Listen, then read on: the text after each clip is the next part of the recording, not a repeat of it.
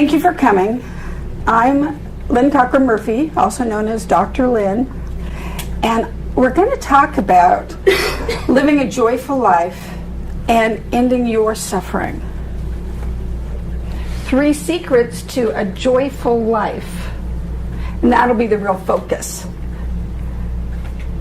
So in this hour together, I'll share some secrets and tips to increase your inner peace and add a little more joy to your life. And we're going to start off right at the beginning with a little exercise. So if you'll take a moment with me, put your attention on your breath.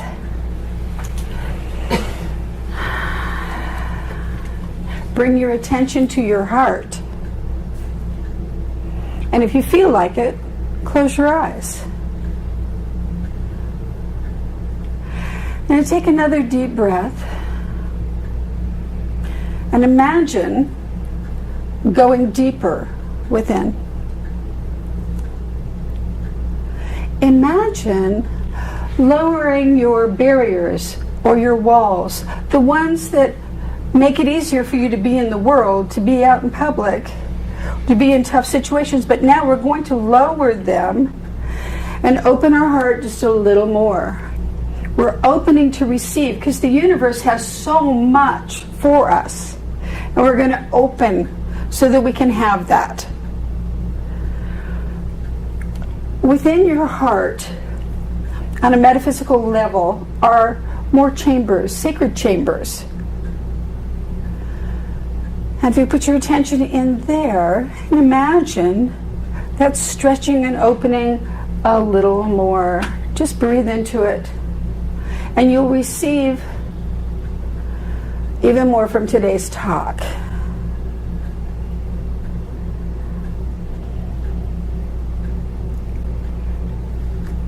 Thank you. When you feel ready, you can open your eyes again.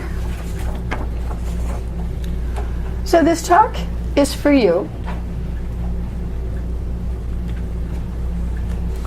If you have suffered, had trauma, tragedy, emotional pain,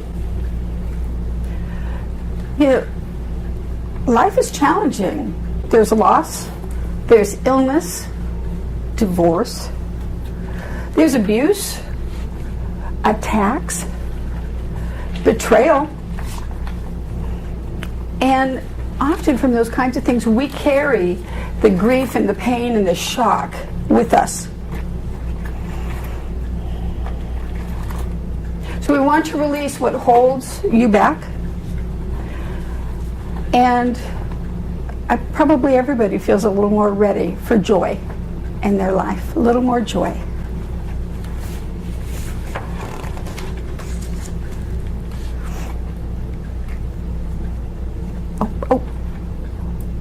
Okay.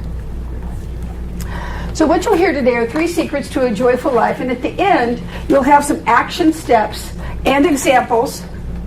You'll have more options and maybe more hope.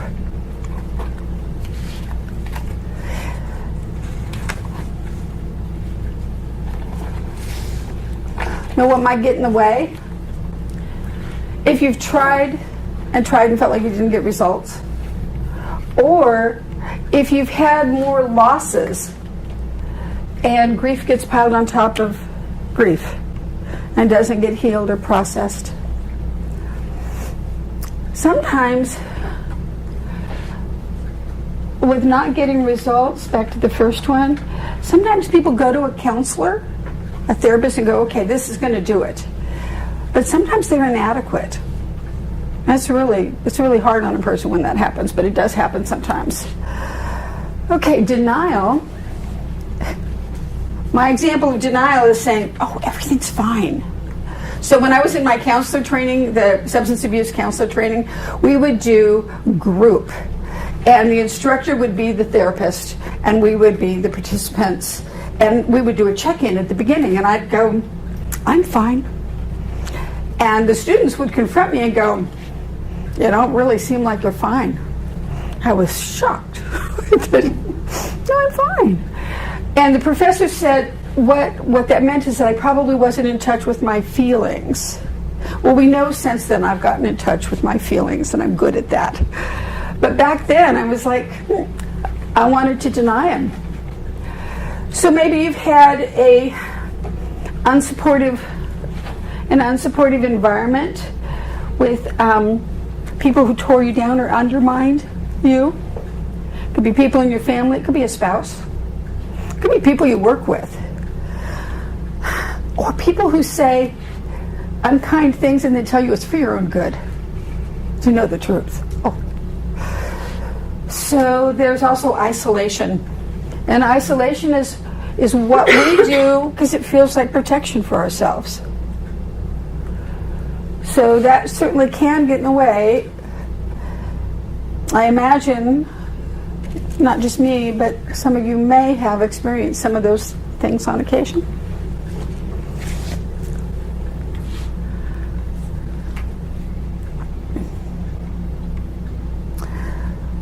So, what solutions have you tried?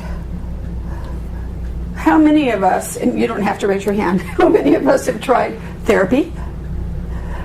Codependence, which is really interesting to me because that's where we focus on the other person and we're going to fix them and then we're going to feel better.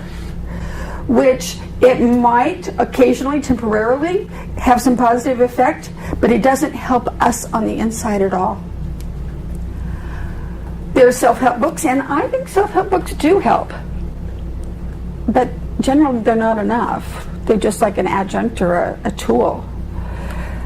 There's busyness, which is where people keep themselves so busy they can't feel their feelings. They're not aware of what's going on inside. They're just doing. It was because of that at one point I created a workshop on being versus doing. And in my first book, Living Hope, it's back there, there are activities about identifying the parts of you that are satisfied and into the doing, because that's the easy part. I think in America that's what we're all about. And then the other side of the coin is the being state. One of the things that I focus on in that workshop and I put in the book is how do you find that place in between where you are doing while in the state of being? That would be Qigong class.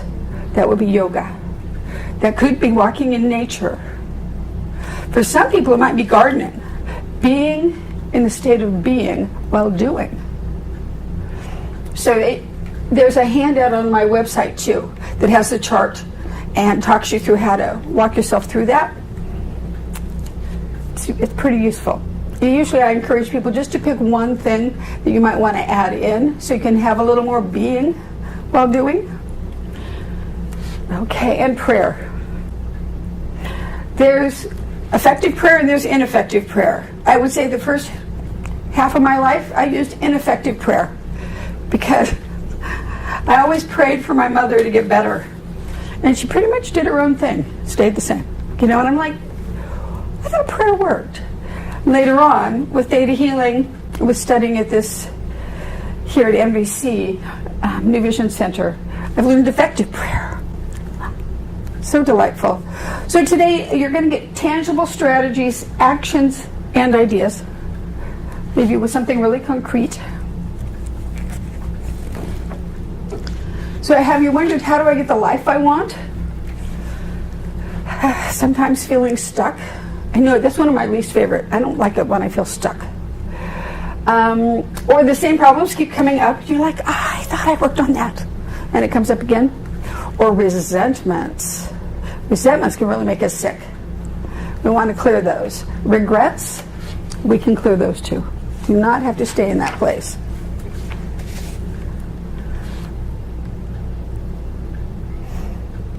And do you feel alone? Because that can change.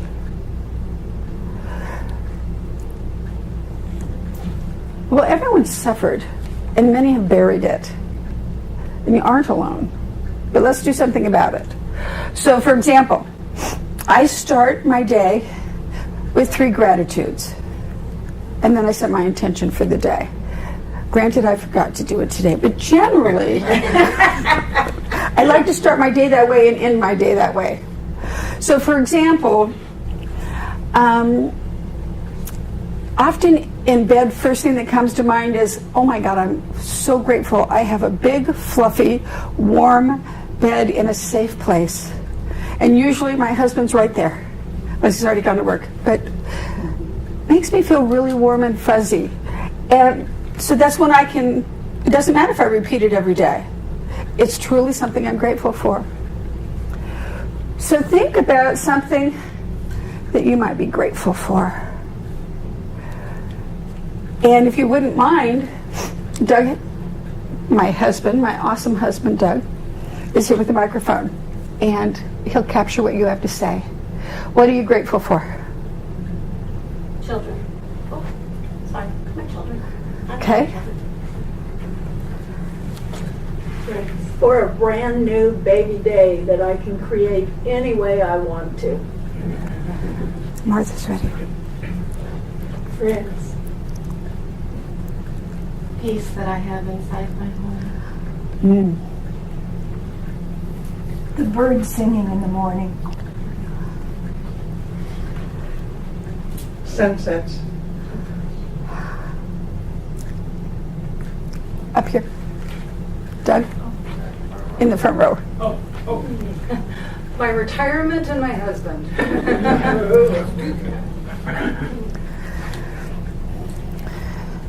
One of the reasons that we do it, that we do the gratitude so frequently, is it changes our thinking. It's so easy, and I think maybe even as an American, to be in the state of want. You know, new curtains, new house, new car, different job. Or maybe more esoteric things like peace in the Middle East. But to be in that state of want. And gratitude moves us into a place where we're acknowledging what we already have and how very much we have. I also think that because of the law of attraction, if we're in gratitude and focused on what we have, it attracts more to us. If we're in the state of want, it actually creates a state of lack. So, again, stressing all intentional action creates a sense of hope. So after the gratitude, I said intention. My intention today was to be in a peaceful place rather than a stressed place as I prepared for this. Because my mind kept wanting to go to, oh my God, am I ready? To, let me turn this over. Let me turn it over to that power greater than myself. Turn it over to the universe. Because it's already, metaphysically, it's already a done deal. It's already okay. Trust that, Lynne.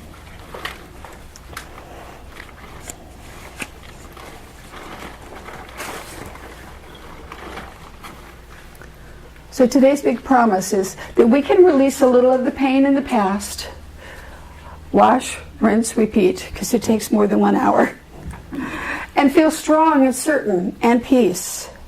Peace, as you mentioned, in your home, but we can also have peace inside, and I'm going to talk more about that. At the end, I'll have an invitation with additional resources for people who want to go deeper to give you support in that process. All right. So today's plan. We're going to talk about building, and I'll explain what that is in a minute because it's an analogy. And I'll share my experience. I'll provide the 3 secrets and lunch. Yay. So the analogy, to build a strong building. And that's a beautiful building. When I first came up with this idea, of course it was 3 a.m. I was writing at my computer going, well, I'm awake, so I guess this is what I'm going to be doing. At those moments, I do try to ask for guidance as to what I'm supposed to be doing if I'm awake at 3 a.m. So to build, my first thought was an underground parking garage. And that you would have to dig, right? If you're going to have the strength to hold hundreds of cars on top and maybe some levels beneath, you're going to dig. And when you dig, as all that comes out, you sift through it because you want to look for the artifacts. Some artifacts belong in museums, but for what we're talking about, some artifacts are just meant to be processed and released, and they just disappear. We want those artifacts or memories to be exposed to the light of day. And it's a process. It's best handled by professionals or experienced skilled workers so that as you excavate, you heal. So you use your equipment and tools, and this includes everything from journaling to managing your self-talk. And there are dozens more, and I'll give you some more specifics today. There's a master plan. Somebody had to have had it, right? And for us, maybe that's one of the reasons we meditate, to tune into what that is so we have that inner guidance for what we're trying to accomplish. We use our resources, the architect, the engineer. And after excavating all that stuff out, building the foundation is most critical. Because that building won't stand as long as it has without a strong foundation.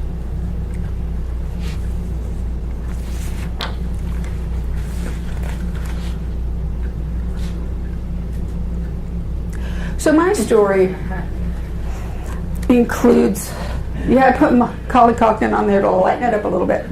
Because my story includes at 2.5 surviving a house fire. No one else survived. I lost my father and 2 sisters. The girls died in the house. My father carried me out. I was found on the lawn in front of the house. And he died in the hospital. I don't know how long that took. I really don't know. After that, my mother lost herself in alcohol. And then our household became pretty dysfunctional. And there was abuse, and there was neglect. And when I was 25, my mother bought a bar. Then she got killed in 2 months. Within 2 months of that, she was killed in a robbery. So, suffering, yeah. And that's, again, why I put Macaulay Culkin on there, because it feels like this, but he makes us smile. So I realized from all that I could see the life I didn't want. And some part of me knew that better or more of a life was possible.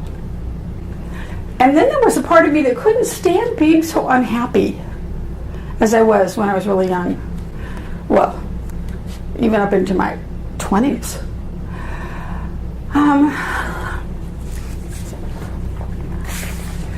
So that unhappiness really motivated me. I don't know if it works like that for most people, but it does for me. When I'm like stuck or unhappy, I go to, what can I do about this? Do I need a therapist? Do I need to go to a healer? Do I need another self-help book? Do I need to get down on my knees? Or what? Let's do something. So when I was young, I studied people, because I noticed some people had what I wanted, and I wanted to figure that out. I started a lifelong spiritual practice at age 17. I researched. I read books.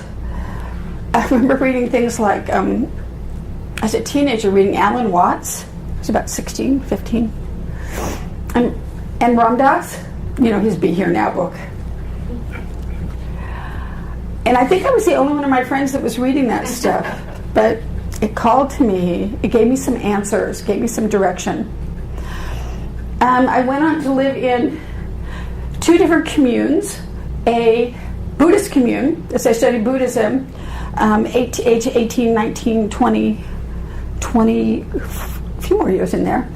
And then after I graduated from college, when I moved to Oregon, I moved into a metaphysical Christian commune. So I learned a lot about Christianity, but I also learned about metaphysical teachings. I also discovered during that time, thanks to reading lots of books, that I was depressed. I didn't know that's what depression is, and I had been that way for years. In the early 90s, actually it was a little bit later than that, I became a licensed substance abuse therapist. I studied psychology. Over the years, I think starting the first time was 9th grade because I ran away from home. I saw a therapist, saw a few after that. I did 2 different 12-step recovery programs, became a theta healer. I journaled, and I journaled so much for so many years that I wrote my autobiography, and it was easy, fairly easy. Well, unless you have to edit to get it published, but the early part was easy. And that book's back there. That's the Living Hope book. And I used my spiritual practice, and it evolved, it changed.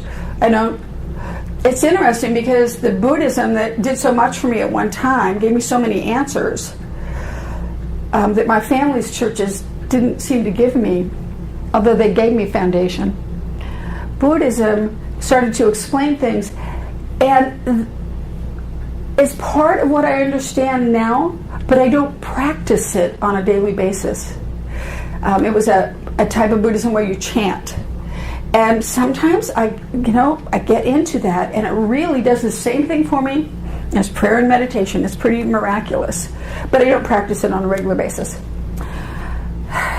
So it changed over the years, and I think one of the other important factors is resilience, and that's something that I discovered when I was researching and doing my doctorate, is I wondered why some people came out of my family and became alcoholics, and I came out of my family and I overate, compensating for my feelings, but I didn't take that dark road.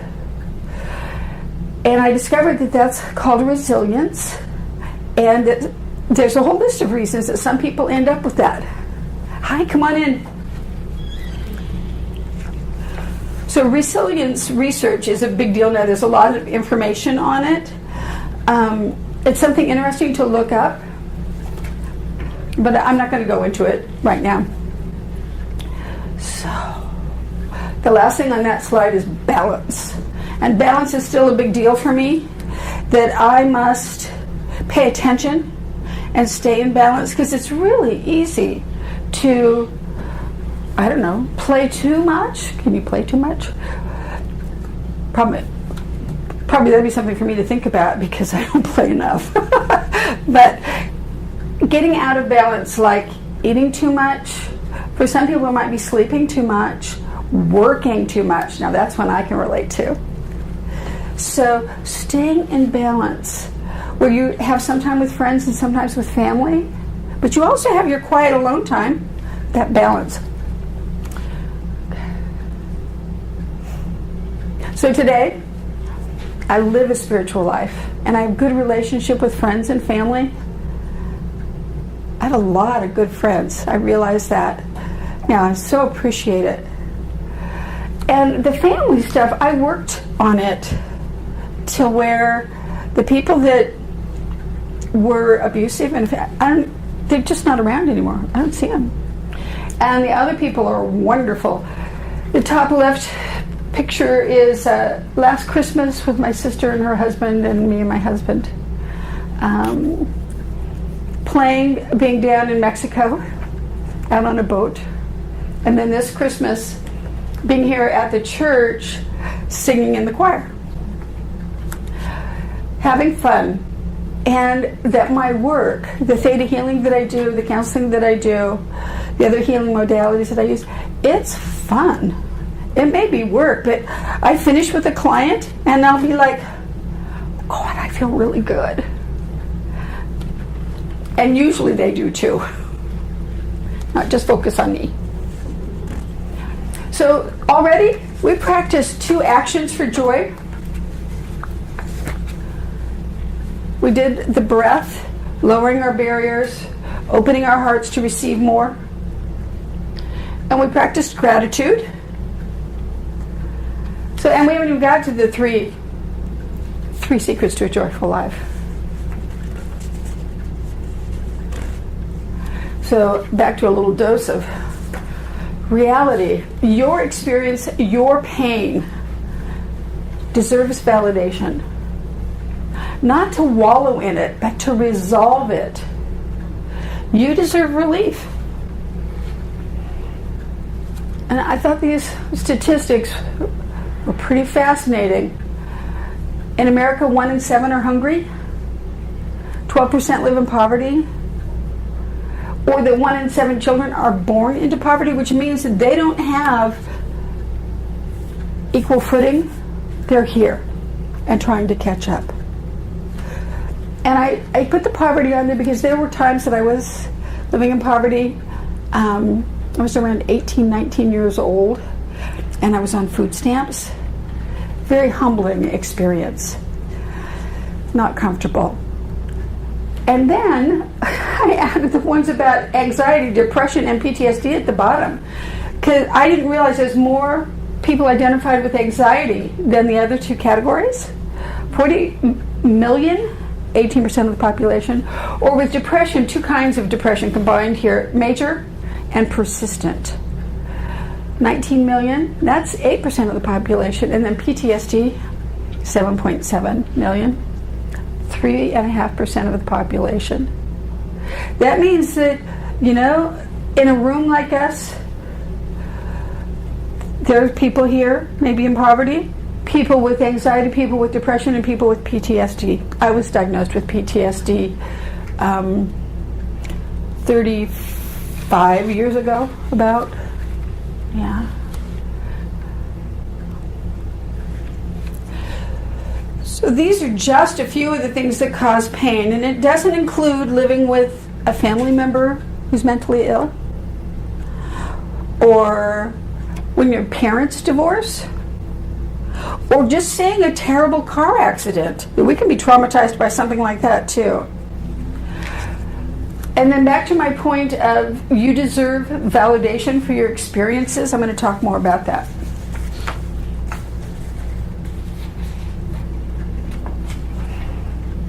So, a few of the secrets to a joyful life. 1, acknowledgement.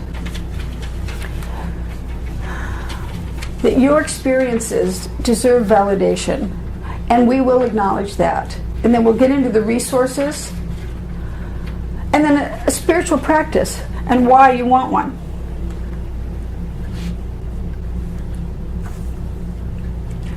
So, to validate your experience. Because maybe you too had a family that didn't, or a spouse that didn't. When you, I remember with my mother saying, I'll say something, and she would say, no, you don't. And you're like, oh, I thought I did. Okay. But the other one is, with the things that I went through when I was really young. Well, you didn't go to therapy in 1958, and that was when the fire happened. You didn't go to therapy. I didn't know anybody who did until I was in college.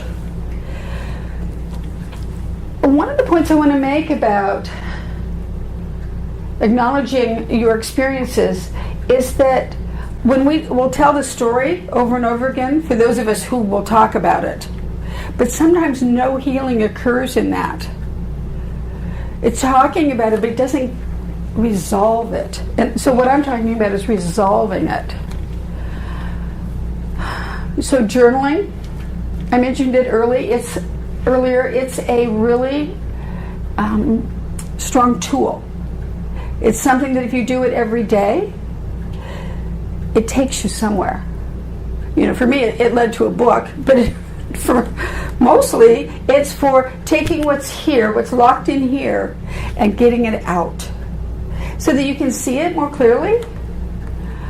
You can share it with someone else if you want to. You can tear it up and throw it away and release it. You can burn it.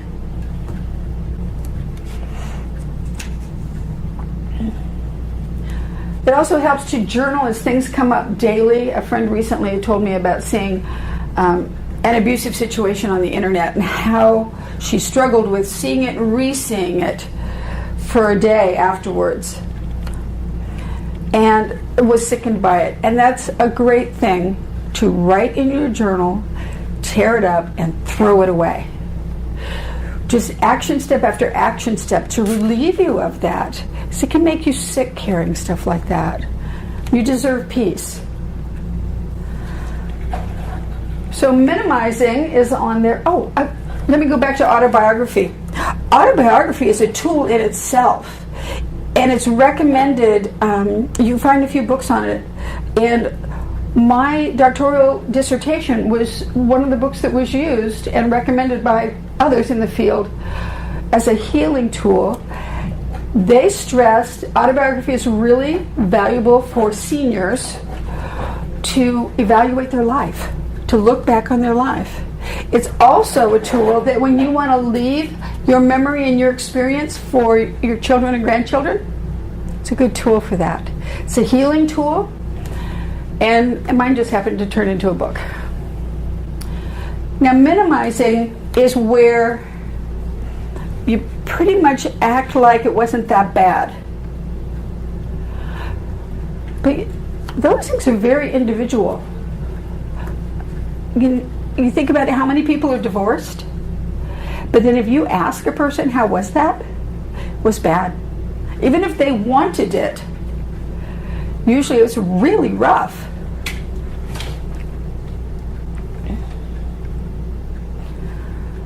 And I had friends that encouraged me to minimize my experience until I got different friends.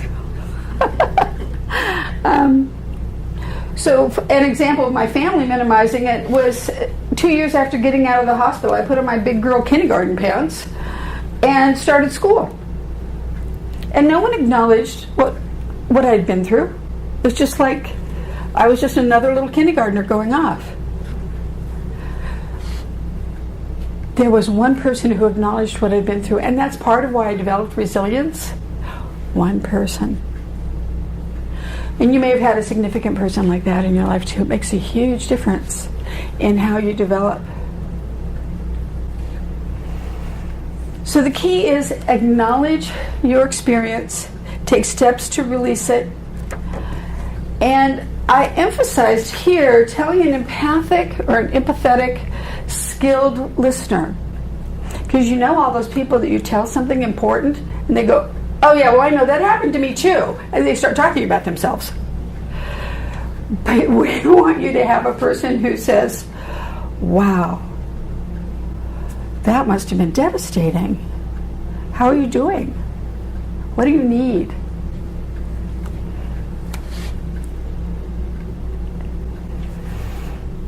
So secret 2, use your resources. You don't have to be alone. Find a therapist that's good for you. And use your internal guidance or intuition to find that person. There's a tool called light or heavy that you can use. So let's say your friend recommends a therapist or your insurance company does. And you think about therapist Bob Smith at behavioral health whatever company. And you're like, I don't know. That just doesn't feel. That's when it feels heavy. And it means it's probably not for you. But if someone recommends Carol Smith, works at behavioral health whatever company, and you think, Carol Smith kind of feels light. That means it's a better option for you. That's one way that intuition works. Heavy or lighter. And that can help guide you. So you go with the flow. Don't make it happen. You've noticed that when you force something and you make it happen because you have to, because you should, it doesn't go near as well as when you go with the flow. And also, the Affordable Care Act does include those kind of services in your insurance. So there are also healers, energy healers. There are a lot of different kinds. People like me use a combination. I use theta healing. I'm trained in Reiki. I don't use it much. I use access bars. I use my counseling skills. Energy work, color, prayer. A whole combination, but you know what? As it fits the person. There are grief groups. There's a helping parents heal group, and that is for people who've lost a child. There are sexual abuse counseling groups. There are 12-step programs like adult children of alcoholics and dysfunctional families. There are ministers, priests, and rabbis that are skilled listeners too. So watch for isolating.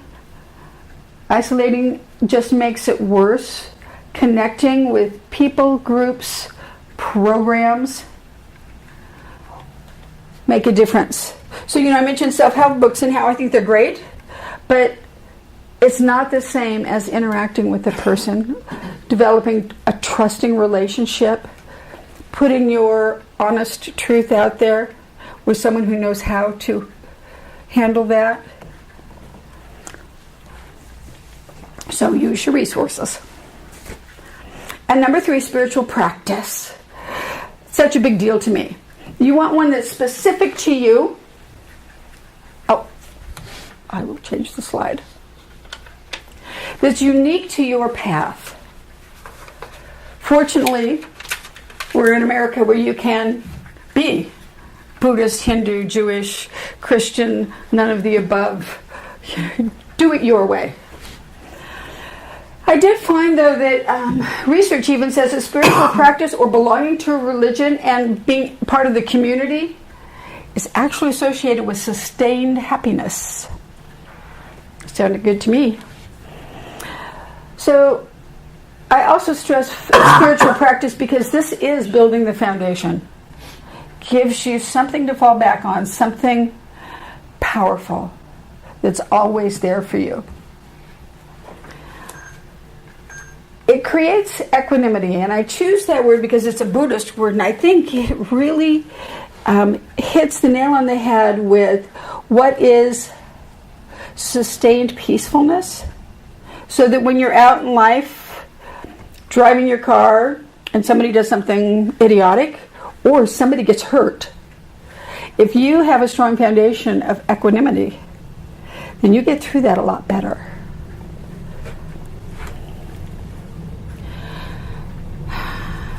We can practice mindfulness. We can meditate, which is listening to the universe.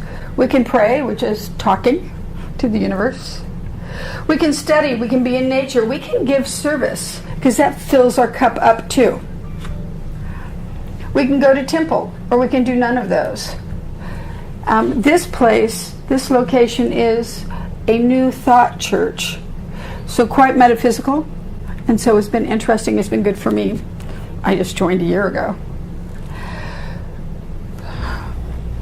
So explore, find what works for you. And you really listen to your gut. There are times that I went to the Franciscan Renewal Center, which is Catholic, and I'm not Catholic, but I went there because they had a message I needed.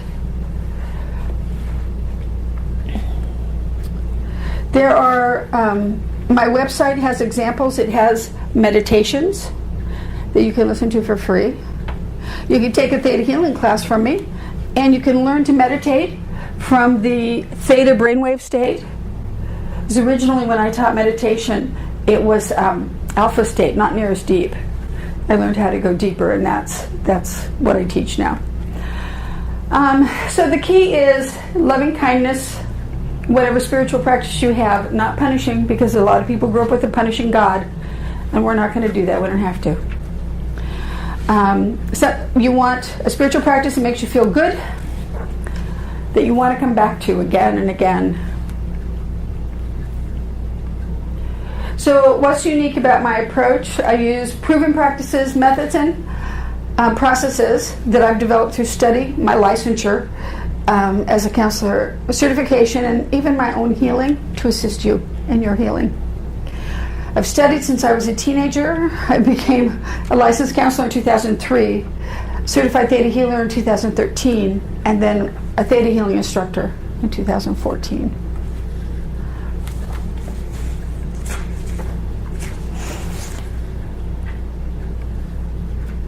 So the road mostly taken. I love that top picture. That was me when I worked full-time. Yeah. But today is the right time and relief is possible and you deserve it. So how will you get resolution and inner peace? You have options, action steps. I don't know how we'd be like him other than years of meditation. Somehow he got it really young.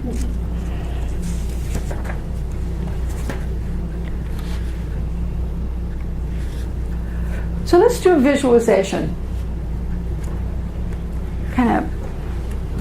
Let's get in touch. If you are comfortable, you can close your eyes. And again, this is directing our thinking. Moving from traditional thinking, maybe ruminating, maybe perseverating, to creating a frame of mind you want.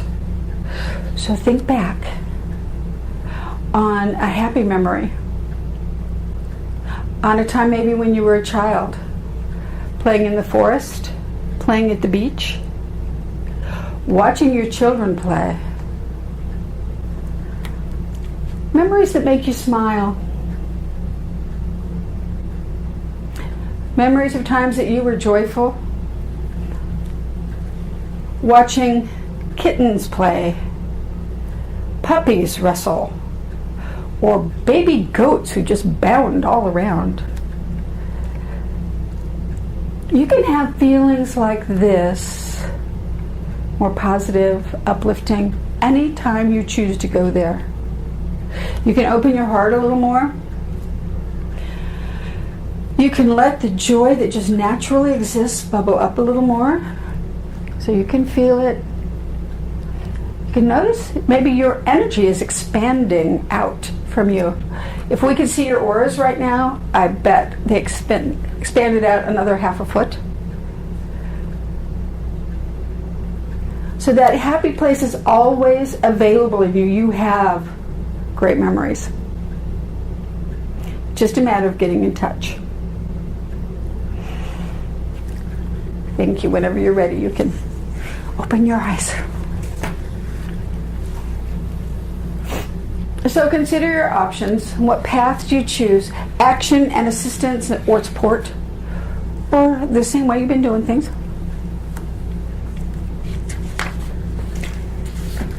Oh, I have a gift for you for attending today. And it's an article that reiterates a lot of what I said today. It might be just a little different, about 2 pages. So I will email it to you. I have most of your emails, and if I don't, Doug's going to pass out a form in a few minutes so I can get it. If you don't get the article from me, let me know.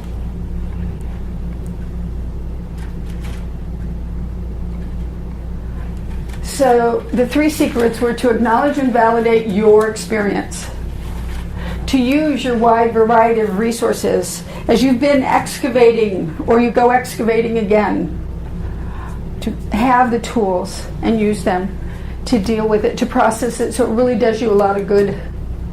And to start or add to your spiritual practice and your happiness, that foundation.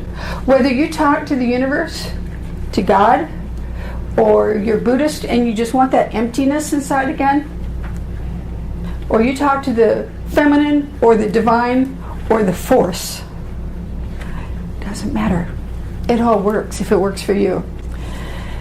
Regarding the excavating again, my husband suggested that we use licensed heavy equipment operators and don't do the job ourselves with a hand trowel. That made a very good point. Yeah. Makes sense.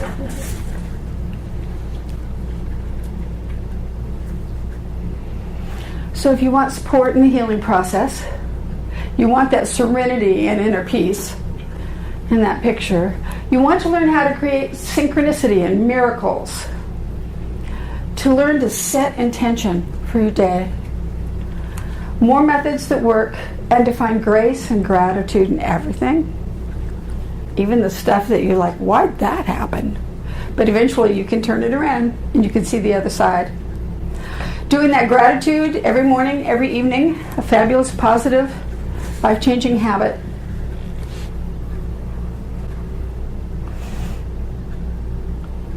You might want to give yourself 3 theta healing sessions with me. And in it, this is a lot of what is theta healing, and there's more to it than this. We identify limiting beliefs. We change them. We add new positive feelings, ideas, and concepts. We remove shock and trauma. This is done through the theta brainwave state by the practitioner, but sometimes the client can get into that state too through guided meditation. We balance brain chemistry, and most of this just happens because we ask Creator to do it for us while in the theta brainwave state. We release old family patterns. It's probably my favorite on the list. And we integrate these changes with ease.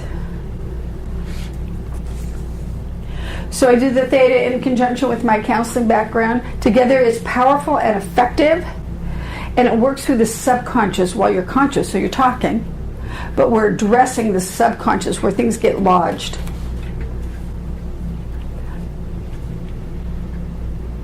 One of the other things I wanted to mention about it, an example of a limiting belief is people who think I'm not enough, people who feel unworthy or believe that maybe they don't deserve something better. So it really works for that kind of thing. So the sessions are life-changing and surprisingly quick. And what I'm suggesting is 3 sessions, 1 time a week, personalized healing, 1 hour. The value would be $900. The price is $450. That's what I charge. And Doug, you have an invitation. Would you give that to everybody, please? And this is the form for you to put your email on so that I can be sure to get the article to you. But then if you find this appealing, you can fill it out, and I'll make sure that you connect with me and you get what you need. So this is about investing in yourself and in your happiness, a package of 3 sessions over 3 weeks. If you decide you want this and you register and pay for it today, you'll get an additional 30-minute consultation. And I would recommend that you do that after we do the 3 sessions, because sometimes after we do the work, then someone comes up with, yeah, but we didn't talk about my brother. Or, I thought we healed so-and-so and I went to work Monday and I didn't like it again. So we can do 30 minutes and just clear that up. Another thing that other people prefer is the VIP day. And this is a 4-hour personalized, really deep healing session with guided meditation, with a body scan, a reading, theta healing, removing limiting beliefs, adding new positive feelings and ideas, doing grounding, maybe doing access bars also, guided meditation, and any other process that meets your needs. There are some that I haven't mentioned, but there's like sending love to the baby in the womb when you were a baby in the womb. There's genetic work that we do also. I only take a few people for this a month because it's intense. And one of the other positives about doing it is if you come once a week, we start and we stop, and we start and we stop. But with this, we start and we go deep. And at the end of 4 hours, I know at the end of 4 hours, I was ecstatic. My client was really happy too. But I thought, interesting that it did that for me. So here's a couple of success stories. People who've done the 3 consecutive sessions. TM, she wanted to go big. She knew she was playing really small in her life. Wanted to go big. Well, after the 3 sessions, she had a new home. It's down by the Mountain Preserve. Nice house. And a 6-figure position after not having worked for 9 years. Yeah, and since then she got another raise. She's done beautifully. Really got it out of her own way. And then GA released decades of regret and lower back pain too. And SH expanded her business and the number of clients coming to her and claiming that she's just having fun at the same time. So that was nice. A recent VIP day, the person afterwards, and it's interesting, she reported afterwards all these positive things, but then like 3 weeks later I checked with her again, and it was still there for her. Physical and emotional healing, insight on her health needs, that her hormones and brain chemistry remained balanced, and she came to peace with childhood abuse, which is pretty huge. She was released from an internal prison of thoughts, obsessions, and overeating, and said that her need for love from the unavailable father was gone. That was pretty big too. And that the shame was released. You can see why that day made me so happy, because she really got what she needed, and because she was willing to go deep. She had done a few sessions with me before she went to that point.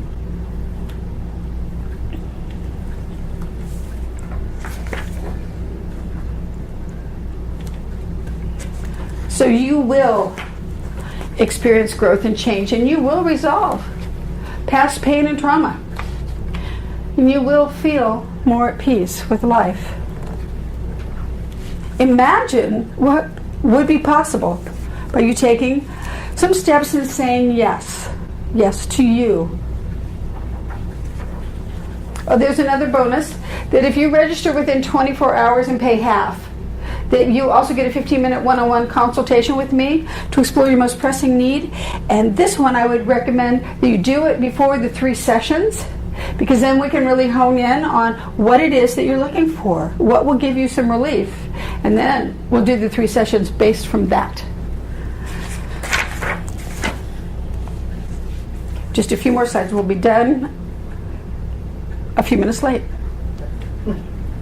So what you get is bonus 1 if you register within 24 hours and pay the full price. You get the extra 30-minute consultation, value of $100. Or bonus 2, you register within 24 hours and make the down payment of half, and you receive a 15-minute one-on-one consultation. Besides the 3 energy healing sessions, the value of $900 I told you about, and that it costs $450. And for people who prefer to make payments, that is an option, just outside of this. So I do this because I want to help. I know what it's like to have suffered, and I know that people still are. Life happens. Or that you heal stuff and the new stuff that didn't matter before, then it comes up too. And if you choose not to do either program, be sure to apply these other things that we've talked about today, these secrets, these tools. Breath, lowering your barriers, opening yourself to receive. Your gratitude, setting intention for a day. Visualization, back to your happy place. Those little actions make a big difference. One woman working with me reported realizing in the guided meditations that she released emotional burdens she'd carried for decades, and then reported a new comfort and inner peace and self-acceptance. Actually, more than one person has said things like that, but I just couldn't put them all on here. So thank you.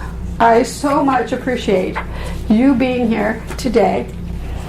I'm going to send you a feedback form also, because with that, then you help me improve whatever it is that I might do to do better with my speaking. So I appreciate your feedback. Not that you have to do that, but it would help me.